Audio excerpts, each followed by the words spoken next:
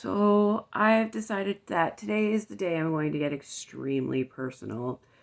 So I broke out the Moonstone and the Labradorite to keep me cool and calm and centered while we talk about this. Because it's something that's really sensitive to me. So I guess here we go. And the reason why I want to talk to you about it is because of this. This show, there's this show that just this miniseries that came onto Netflix recently in Canada. I don't know how long America's had it because Netflix always has a prejudice towards Canadians and always gives us shows far later than we deserve. Um, so I watched the miniseries Painkiller. Sorry, it took me a second because I sometimes get it mixed. Sorry, Milo's also right here. Because I sometimes get it mixed up with Dope Sick, which is the same thing, but I haven't watched yet. Um, and it's about how basically the corporation that invented Oxycontin knew from the start what the hell they were giving out to people and minimized it because they wanted and needed money and they wanted to keep a legacy that was sour anyway. Thank you, Milo. So I want to talk about it because in 2010, in July of 2010, late July, I went into the emergency room to get my appendix out because I was having severe side pain. And I got it out fine. It was very inflamed. And then the pain didn't stop. The pain hasn't stopped. In in over 13 years, the pain has not stopped. It's worsened, but with medication, like proper medication, I've gotten better. And that's also another thing I want to talk about today too, what that medication is. And I just want to explain to you why that whole mini series just affected me so much. Because not long before I got fired from my last job that I'll probably ever have at Pet Value. Oh no, actually no, that's not true. So no, yeah, not long before I was fired from Pet Value for being disabled and for not being able to maintain my pain properly. He's still right here, by the way. You can see his whiskers on the camera right there. Right there. Right there. Sorry. So for several years after my surgery, I was still able to work, sort of. Year by year, I was losing the ability to lift heavy things. So, and that would ultimately force me to lose my job at the pet store because I couldn't heavy lift anymore and because I was disabled. And I just, for years, I was put on a bunch of different medications. Like, you name it, I was on it. I first started with Tylenol 3s. And when they didn't work and made me sick, they switched me to Percocet. And that's probably when it started. I started to get dependent on opiates at that point of time because of that fact. And so I went through a lot of opiates at that point after Percocet started to fail because of course it does because my tolerance is insanity. It was insanity back then. So I went through a whole bunch of opiates and then my poor doctor at the time, I don't blame her because it was like 2012, 2013 and sorry, Milo just knocked the camera. It's like 2012. So like she had no idea what to do and everybody was talking about it. So she warned me, but she tried it and I was prescribed Oxycontin. Mm-hmm. And for a while it did work. I think I got to 30 twice a day before I was taken off. And the reason why I was taken off was because I would have breakthrough pain and I would just take it the second dose earlier and earlier and earlier until one point I just completely fucked myself and I went into withdrawal and I had to get off the meds. And when I watched that show and I realized how by design, it all was. Like how it's supposed to work at first and then it just stops. And then you just have to keep going more and more higher, more higher, more higher. And as a result, Purdue gets more money and innocent people become addicts. And I'm just very grateful that I got off the medication safely and I didn't have to resort to stealing or getting it on the street. I do wish I had pursued medicinal marijuana sooner because that has been a miracle drug for me. But I think it was about a year I was on that medication, and it was not an easy year. It was quite difficult, actually. Sorry, Milo's just like, as you can see, right in front of me, staring at me. So I have an audience too with a little kitty puppy. I call him a kitty puppy because I call babies puppies now. Yeah, I was on that drug, and while it didn't ruin my life like it did so many people who were like, I guess, who are willing and able to reach certain lengths, I was unable to get the drug. I got off it, but like, I remember waking up like in the middle of the night in agony, and I remember I remember, God, the snorting didn't work for me. I tried it once when I was desperate, just once, and it didn't work. Thank God, it did not work. I think at that point the medicine was like unsnortable, so thank goodness for that. It did not work, and to this day I've never had nose candy. And I did try that. That's how desperate I was at one point. I did crush it. I would cut it in half. If I ended up taking more than one pill a day, I would end up suffering the next day because I was an idiot. And no, I wasn't an idiot. I was a victim of circumstance because, like, this was a pain that is still bothering me to this day at this moment. And it's also like a pain that they don't really, they still don't have answers for. I don't have the answers yet. Nobody does. It could be a myriad of things at this point. It may even be endometriosis and PCOS. We don't even know. I have to get tested and shit. Ironic that if that is true, if I, not the endo, but if I have PCOS, that would explain a lot, wouldn't it? Wouldn't it?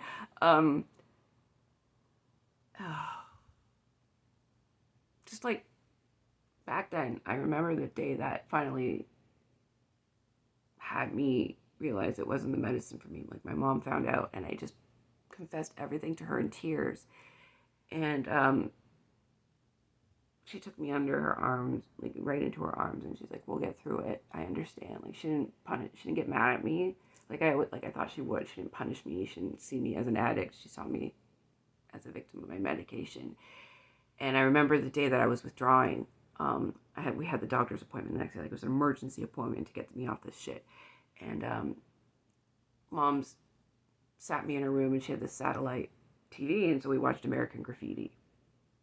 And to this day, I don't really remember much about it, but I do remember the comfort that it gave me to be with my mom, and for her to just let me puddle at her feet and while she mopped me up. And I feel bad for her for doing that, and I feel bad for my now spouse for going through all of that, especially since it would get worse in the next couple of years with hydromorphone.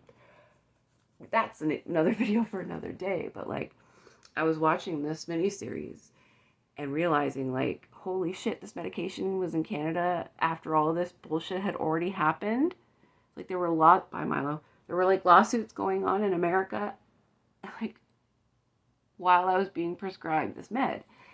And I just don't understand how that happens, first of all. And second of all, I cannot believe the absolute audacity that family had and what they did. Like, it was noble of them to make cancer medication, absolutely, but that was when their nobility ended.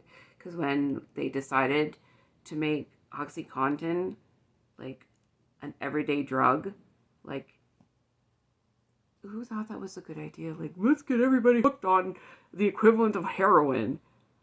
Like, I get money, but how is that going to help people? They claimed it was to help people, but it doesn't help anybody. It only helps their wallets. And how does that help? And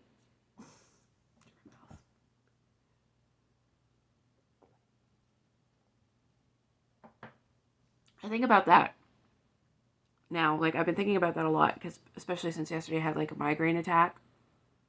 And I wished I had hard drugs for that. Sorry, there's like something. Okay. I wished I had hard drugs for that. I wished that I had like intravenous morphine or that, something like that. But like, I knew I wouldn't be able to leave. The only way to get that is at the hospital, and they wouldn't let me have that. There's no way they would let me have that. Like, although to be fair, it's been many years since I've had to go to the ER for my pain management. And there is a reason for that too. So let's get into it. If you've made it this far into the video, you've earned this confession. So you know how I said I got off the drug? That's technically true, but it's also not. For my pain management, it was in conjunction with my family doctor, CAMH, and the medical withdrawal unit at CAMH. They decided that the best course of action was to put me back on a different type of Hydromorph content. It's not Oxycontin, it's Hydromorph-Contin. It's the capsule, and it has little tiny beads, and you don't feel high, you just feel better. It works like Tylenol works on normal people. And oh, this you're hearing, by the way, is weed. It's not morphine. This is a weed sluggishness. This is a weed voice. This is what I sound like when I'm high on weed. And that was back in 2019 when I got my medication switched. I struggled with that, with the idea of taking that medication again. And I paused again after I watched that miniseries, because it made me think about like the anguish and the suffering and the hardship. But the hardship and the anguish and the suffering happened really, really quickly with Oxycontin. And it has almost been 4 years since I've been put on this medication regime, and my morphine dose has never increased since then. It's actually gone down. Like, it has. I used to be on 12 twice a day. Now I'm 12 and 9, 12 and 9. And it's perfect for me. Like, look at me. Like, I'm fat, but I'm perfect. Like, I'm fat because I'm hungry. I have an appetite. I'm happy. And when I eat, when I'm fat, I'm happy. When I'm thin and not eating, I'm miserable. There's something wrong with me.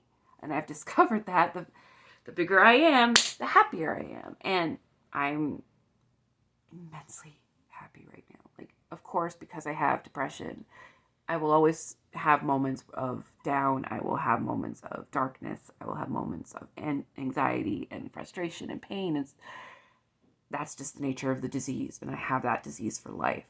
But like this shirt says, that is the truth. And it is because of this medication. I don't recommend it for everybody. I absolutely don't. But it was the only medication that would get me off, that got me off of the hard drugs, like Dilaudid. I'd been on Dilaudid for many years before I got help. And thank God I did. I think my liver is so happy right now. You have no idea. I'm happy. My body is happy. My pain is managed. I've been the happiest I've been. And now I sound like a goddamn commercial. I do not give permission for the makers of this medication that I'm on to use this video as promotional, because it's not. It is a last resort, because we literally tried everything in that medication clinic, and this was the only thing that my body was responding to, and responding to damn good. Like, it was hard. It was a hard time in the medical withdrawal unit.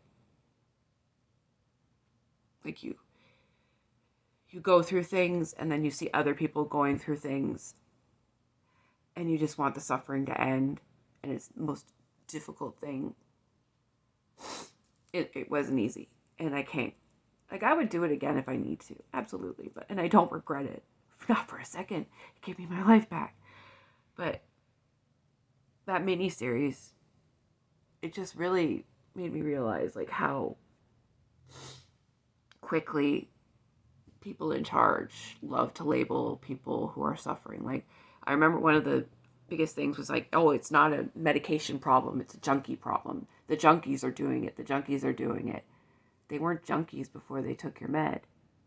And they didn't need that med, like, until they reached rock bottom.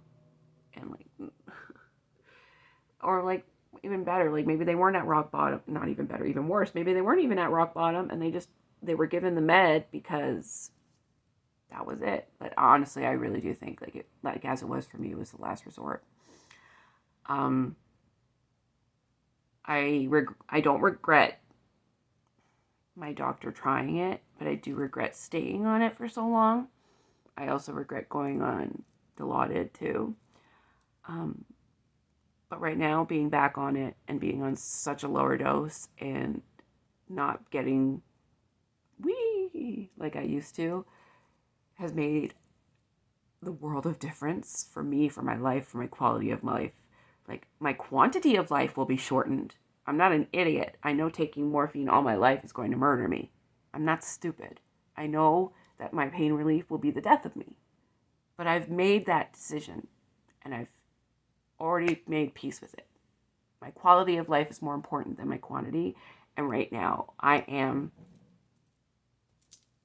So yeah, it was worth it to me. And just in case you have any, if you wonder about any regrets about me still being on the drug that I'm lambasting, I'm actually not lambasting that one. I'm lambasting the drug that they had and that they knew was a time bomb, that they knew was toxic and horrible and highly addictive. They knew, they lied. And they made so much money off of it. That's what I have a problem with. And how close I became to being a statistic, to being erased because of some corporate greed and heroin in a pill. And it was heroin in a pill. I've never been on heroin, but I've never been on anything like that ever again. Not even intravenous Dilaudid. So, yeah, I'm glad that's gone. And I'm glad that this medication, despite its predecessor's long history of mistakes, I'm looking at my pill caddy, I'm glad that they learned and they managed to make a medicine that actually does the thing that they claimed it would. And while I am dependent on it, I'm not addicted to it like I was the Oxy. Like, I don't have to take it earlier and earlier and earlier. It's always been set. Wake up, 7. Wake up, 7. Always been that. Always will be. And, like, even when I throw it up, I'm okay. So I haven't experienced withdrawal in a long time because it's a good medication. God, like, I've almost done 20 minutes of rambling about, and what is my point? My point is, shame on you and anybody else who profits off of the pain and misery of the people that you claimed to want to help. And I really hope that family and the Purdue company never come back, and I hope that it never happens again. It will. Of course it will. Because capitalism! But yeah, I just wanted to give my 2 cents in because I know that it's just like a new and hot series and everybody's probably watching it, and I wanted to see if anybody would watch this and wanted to hear a Canadian perspective from being amidst an epidemic that almost could have killed me if I hadn't been more careful and if I hadn't had the support of my spouse and my mother at the time. So yeah, that's my story. Thanks. And no, it's not a promotional video.